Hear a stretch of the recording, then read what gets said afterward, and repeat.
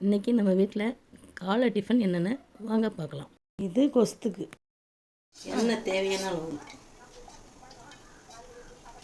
எண்ணெய் சூடானதும் கடுகு போடணும், வெங்காயம் பச்சை மிளகா போடணும்,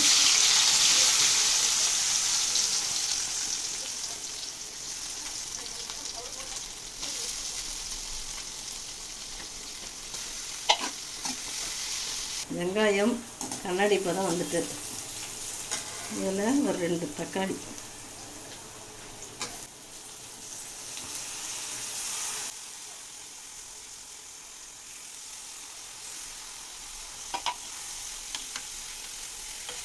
இது நல்லா வதங்கிடுச்சு. ஒரு 1/2 லிட்டர் தண்ணி ஊற்றுங்க. தண்ணி கொதிச்ச பிறகு பார்க்கலாம். இட்லி வெந்துடுச்சு, இட்லி எடுக்கலாம்.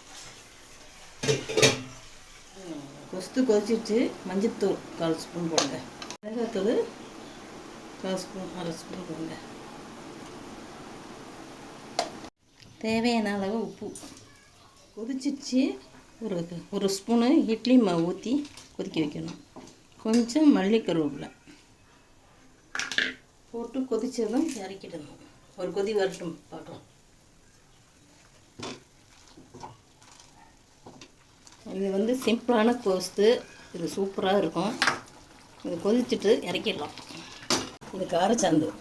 ஒரு 2 வெங்காயம், ஒரு தக்காளி, ஒரு 5 காஞ்ச மிளகாய் வச்சு கொஞ்சம் உப்பு வச்சு அரைச்சிட்டு தாளிக்காத எண்ணெய் ஊற்றி சாப்பிடணும். காரச்சாந்து அரைச்சிட்டு பார்க்கலாம். தேங்காய் சட்னி. கொஞ்சம் தேங்காய், கொஞ்சம் பொட்டுக்கடலை, கொஞ்சம் வெங்காயம், 4 பச்சை மிளகாய் வச்சு உப்பு வச்சு அரைச்சி தேங்காய் சட்னி அரைச்சிட்டு பார்க்கலாம்.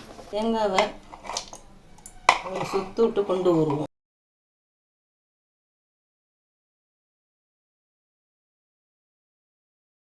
எங்கள் வீட்டில் காலை டிஃபன்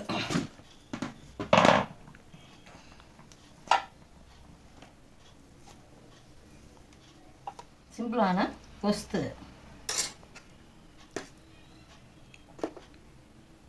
தேங்காய் சட்னி, வெங்காய தேங்காய் சட்னி,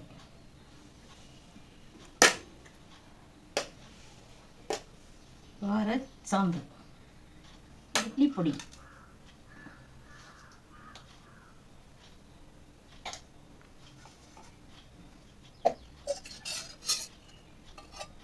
எண்ணெய் ஊற்றி சாப்பிடணும். வாங்க சாப்பிடலாம்.